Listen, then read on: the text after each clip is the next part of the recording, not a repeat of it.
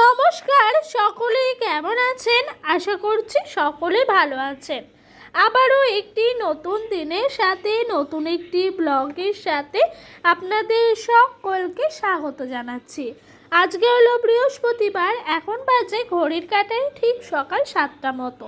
এরই মধ্যে সংসারের সমস্ত বাসি কাজকর্মগুলো শেষ হয়ে গেছে, আর বালতিটির মধ্যে একটু জল ছিল, তাই লঙ্কা গাছগুলোর মধ্যে জলটা দিয়ে দিলাম। সকাল হতেই যদি গাছগুলোর মধ্যে জল দিয়ে দেওয়া হয় না, গাছগুলো দিন শেষে খুব একটা ক্লান্ত হয়ে পড়ে না। তাই জানো তো, যতটুকু পারি সকালবেলায় গাছগুলোতে জল দিয়ে দিই। ওদিকে কুয়োর পাড়েও যে কটা গাছ আছে, লঙ্কা গাছ, ফুল গাছ, ওগুলোকে কাজ করার মাঝে মাঝে এক বালতি করে জল দিয়ে দিই। এতে করে আমার আর আলাদা করে কোনো সময় লাগে না। যাই হোক, এই দেখো ওইদিকে আমার কাজকর্ম মোটামুটি হলো।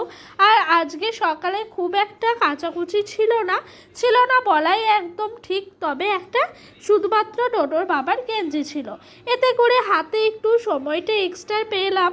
আর সময়টা নষ্ট না করে কাজে লাগানোরই চেষ্টা করছি। কাজে লাগানো বলতে গ্যাস ওভেনটাকে একটু পরিষ্কার করে নিচ্ছি।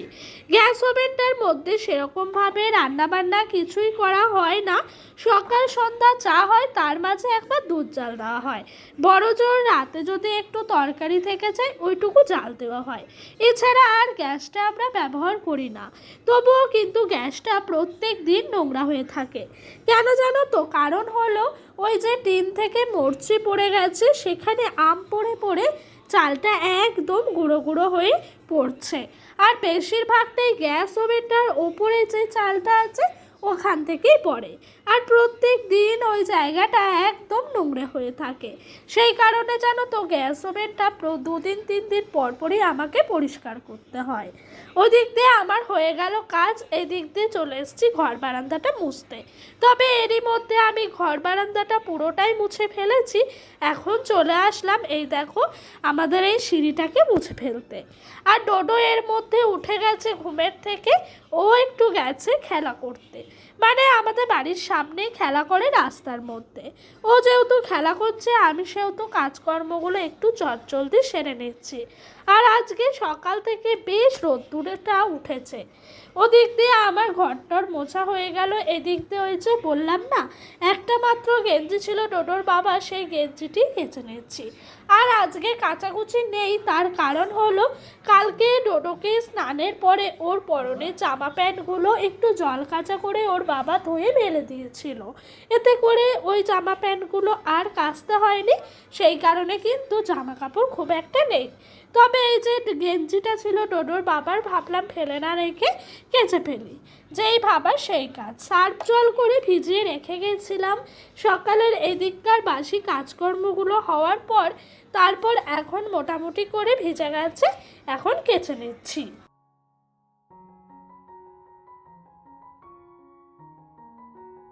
জানো তো, গ্রামের গৃহবধূ হয়েও স্মার্ট গৃহিণীদের মতো টাইম ম্যানেজমেন্ট করে চলতে ভালোবাসি। তাই সকাল থেকে প্রতিটা কাজ একদম ধরাবাঁধা টাইমের মধ্যে বেঁধে রেখেছি। এটুকু টাইমের মধ্যে আমি এই কাজগুলো করব। আর যেদিন সেই কাজগুলো থেকে একটু হাতে সময় পেয়ে যাব, সেদিন সেই সময়টাকে অন্য কাজে লাগাবো। আজ যেরকম সকালবেলা গ্যাস ওভেনটা পরিষ্কার করা হলো, তার মধ্যে এই যে পাতার বস্তাটা ওইদিকে ছিল, সেটিকে নিয়ে যাচ্ছি রান্নার জন্য।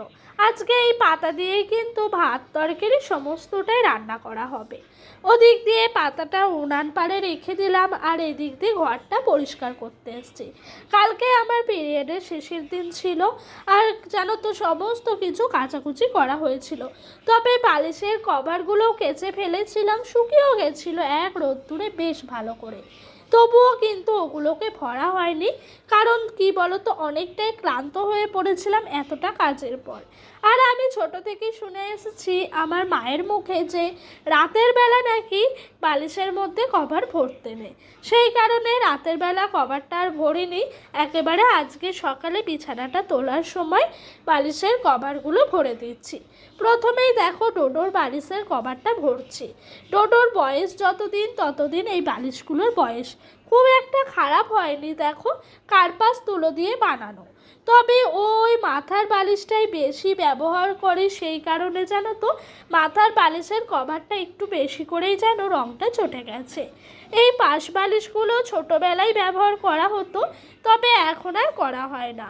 তবুও বিছানার মধ্যে রেখে দিই, যখন মশারি টাঙাই মশারির ধারে ধারে পাশ বালিশগুলো দিয়ে দিই, এতে করে মশারির কোণগুলো চিপটে একবারে বিছানার সাথে লেগে থাকে। আর এই দিক দিয়ে আমি বালিশের কভারগুলো ভরছি, ওদিক দিয়ে কিন্তু ডোডো খেলা করছে। তবে আজকে সকালে ওকে পরিয়ে ফেলেছি অনেকটাই তাড়াতাড়ি, তাই এই কাজগুলো একটু ঝটপট করে সেরে নিচ্ছি। আজকে সকালে উঠে বেশ কাজগুলো হয়ে গেছে সময়ের মধ্যে, সেরকমভাবে আজকে আর কাজের কোনো তাড়া নেই। এদিকে কাজকর্মগুলো আশিবাসি সেরেই কিন্তু এদিকে চলে এসেছি। আর এই বালিশগুলো কভারগুলো দেখতে পাচ্ছ, বিশেষ করে বালিশটি হলো আমার বিয়ের, মানে বিয়ের সময় বাবার বাড়ি থেকে যে বালিশগুলো দেয় সেইগুলোই। খুব একটা ভালো নেই, খারাপ হয়ে গেছে, তবে ওগুলোকে আবার নতুন করে ঠিক করতে হবে। আর এই দাদাটি দেখতে পাচ্ছ, দাদাটি হলো ওই পাড়ায় বাড়ি। প্রত্যেক দিনই সকালে আখের রস নিয়ে আসেন।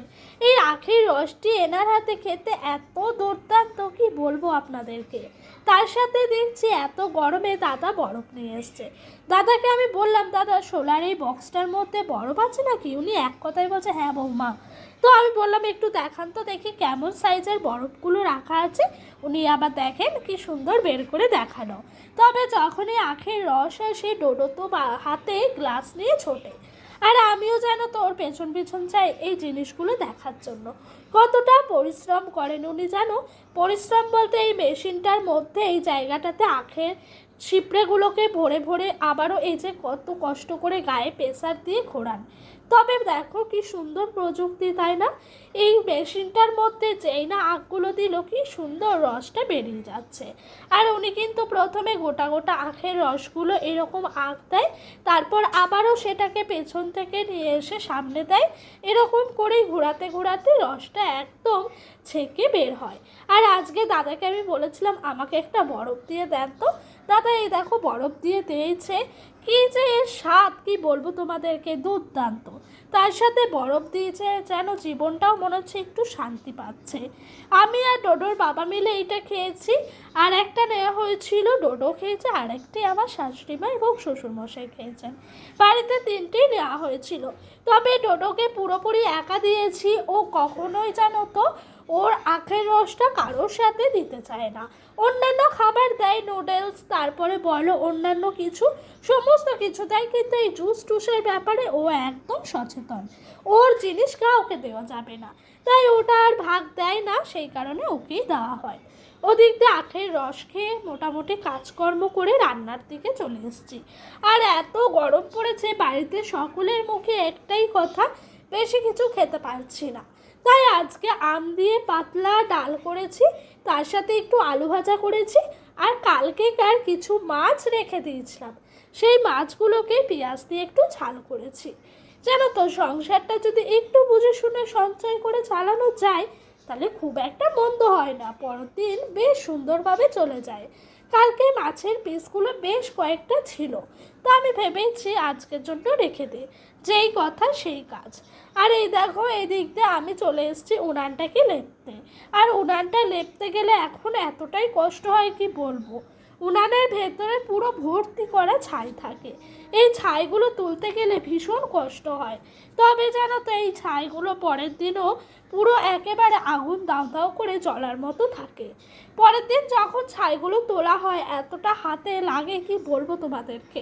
তবে অনেকবারই বলা হয়েছে ডোডোর বাবাকে যে ওই ছাইগুলো তোলার জন্য মালই দিয়ে কাঠের কিছু একটা দিয়ে করে দিতে, এগুলো নাকি করা যায়। ডোডোর বাবাই বলেছে অবশ্য আমাকে, আমি জানতাম না। তবে ও এখন ভালো পাচ্ছে না মালই, তাই করতেও পারছে না। যাই হোক, উনান শালটা লেপে নিলাম, একটু শুয়েছিলাম, তারপর এসছি পার্লারে এসছি, কারণ তো কিছু আছে, সেটা কালকেই জানতে পারবে। ভুরু সেভ করার আগে মুখটা কেমন লাগছে দেখো। তো ওই যে এরপরে আমি বসে পড়েছি এই দিদির কাছে ভুরুটা সেভ করতে। যখন এই ভুরু সেপের কথা ভাবি তখনই এই দিদির কথা মনে পড়ে যায়, পার্লারে যেতে হবে, ভুরু সেভ করতে হবে। তো ওই দিক দিয়ে দেখতেই পেলে প্রথমে একজন ভুরু সেভ করছে, ওটি হলো কণিকা। তারপরে আমি বসে পড়েছি, আর ডোডো আর রাহুল কিন্তু খেলা করছে। পার্লারটি খুব একটা বড় না, ছোট্টর মধ্যে, তবে খুব সুন্দরভাবে চারিদিকটা ডেকোরেশন করা আছে। আর একটা কথা কি জানো তো, পার্লারটা পুরোটাই টিনের, তবুও কিন্তু এত সুন্দর ডেকোরেশন করা আছে, বাইরে থেকে কেউ ধরতেই পারবে না এই ভেতরের পার্লারটা টিনের। যাই হোক, সত্যি সমস্ত কিছুই কিন্তু নিজের ভালোবাসা আর আইডিয়া। দিদি এই পার্লারটা থেকেই কিন্তু জীবনের সমস্ত স্বপ্নগুলো বলছে পূরণ করেছেন। যাই হোক, এদিক দিয়ে আমি পুরোটা সেভ করে নিচ্ছি, ব্যথাও লাগছে, তবে একটু সাজুগুজু করতে গেলে একটু ব্যথা তো সহ্য করতেই হয়, তাই না বলো? পুরোটা সেভ করার পর মুখটা মনে হয় কতটা জঙ্গল পরিষ্কার হলো। ওদিক দিয়ে বাড়ি আসার পর ডোডোকে দুধ খাইয়ে পড়তে বসিয়েছি, একটু পড়ে নেক। আর আজকের মতো আমি এখানেই বিদায় নিচ্ছি। তোমরা সকলেই ভালো থাকবে, সুস্থ থাকবে, নিজেদের শরীরের খেয়াল রাখবে, তার সাথে নতুন পুরনো সকল বন্ধু এভাবেই আমার পাশে থাকবে। তোমাদের ভালোবাসা সাপোর্ট আমার একান্ত প্রয়োজন। আজকের মতো আসি।